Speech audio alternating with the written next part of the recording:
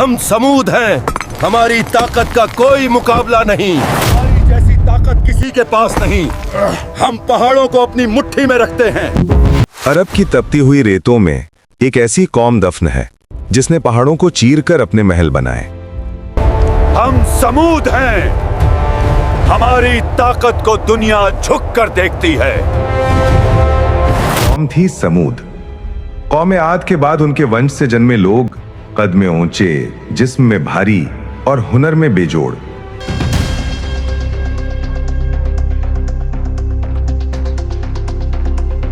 इनके हथौड़ों की एक चोट चट्टानों पर निशान छोड़ देती थी। इनके हाथ पत्थर को ऐसे मोड़ देते जैसे कोई नरम मिट्टी हो। उन्होंने पहाड़ों को काटकर शहर बसाए।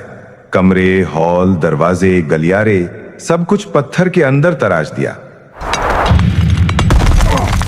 और गहरा मारो, पत्थर झुक जाएगा। लेकिन जितना उनका हुनर बढ़ा उतना ही उनका घमंड भी बढ़ गया। उन्होंने बुत बनाए और उन्हें अपना रब कहा। ये बुत ही हमारे देव हैं। गुनाह फैल गए, झूठ, जुल्म और बेहयाई। दिल सख्त हो चुके थे। ऐसे अंधेरे वक्त में अल्लाह ने उन्हें राह दिखाने के लिए भेजा सालेह अलैहिस्सलाम को। उन्होंने पुकारा, अल्लाह एक है, उसी की इबादत करो। अगर तुम नबी हो तो पहाड़ से ऊंटनी निकालो। लेकिन कौम ने कहा, अगर तुम सच्चे नबी हो तो हमें एक निशानी दिखाओ। उन्होंने पहाड़ की तरफ इशारा किया, इस चट्टान से जिंदा ऊंटनी निकाल कर दिखाओ। सालेह अलैहिस्सलाम ने दुआ की, वादियां खामोश हो गईं और एक चमत्कार हुआ। पहाड़ फटने लगा और एक तंदुरुस्त रोशन ऊंटनी उसमें से बाहर निकली। ये निशानी है नहीं, ये जादू है। कुछ बोले ये अल्लाह की निशानी है, कुछ बोले ये जादू है। एक दिन पानी इस ऊंटनी का होगा और एक दिन पानी तुम्हारा। ये अल्लाह का हुक्म है, इसे ना तोड़ना। अल्लाह का हुक्म था कि एक दिन पानी ऊंटनी का और एक दिन कौम का। उसका दूध पूरे शहर को काफी था। ये जादू नहीं, अल्लाह की निशानी है।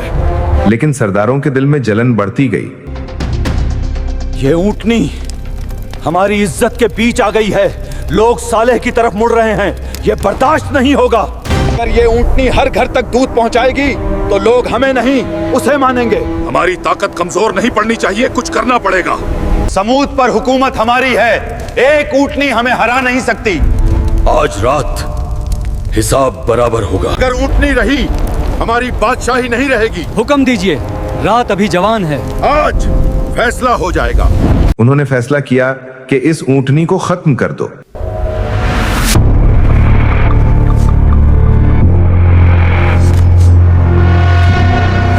एक रात उन्होंने अल्लाह की निशानी पर वार कर दिया। सालेह अलैहिस्सलाम ने कहा, अब 3 दिन बाद तुम पर अजाब आएगा। 3 दिन बाद अल्लाह का अजाब तुम पर उतरेगा। अगर तुमने तौबा न की तो कोई नहीं बचेगा। 3 दिन बाद अजाब आएगा। हम समूद हैं, हमें कोई छू नहीं सकता। 3 दिन बाद देख लेना, कुछ भी नहीं होगा। हम पहाड़ काटने वाले लोग हैं, किसी अजाब से नहीं डरते। 3 दिन हम समूद को कोई दिन नहीं हरा सकता। अजाब ये सिर्फ सालेह की धमकी है। पहले दिन उनके चेहरे पीले पड़ गए। मेरे चेहरे को क्या हो गया? ये पीला कैसे पड़ गया? ये कोई बीमारी नहीं है, ये अल्लाह का वादा था। पहला दिन है खुदा, मेरा चेहरा पीला क्यों हो गया? ये कैसी नजर है? ये पहला निशान है। दूसरे दिन लाल हो गए। या अल्लाह, ये क्या हो रहा है? तीसरे दिन काले हो गए। मेरा चेहरा पूरा काला पड़ गया। ये आखिरी दिन है। आज तीसरा दिन पूरा हो गया। अब पीछे लौटने का कोई रास्ता नहीं। और फिर एक भयानक चीख आई।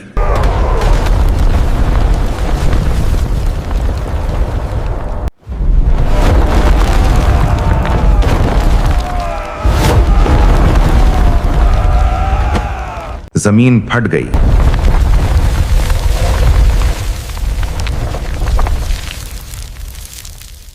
पहाड़ टूट गए।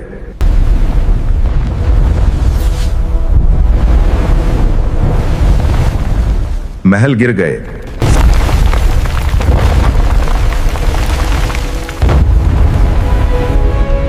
समूद रेत में मिल गया।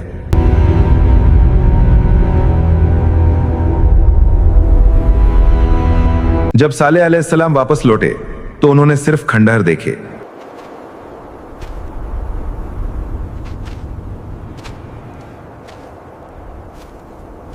उन्होंने कहा, काश तुम मान लेते, काश तुम बच जाते। काश तुम मेरी बात मान लेते, आज ये हाल ना होता।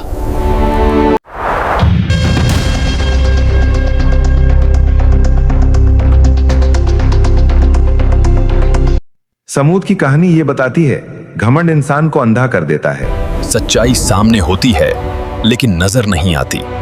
और अल्लाह की निशानियों को झुटलाना हमेशा बर्बादी लाता है।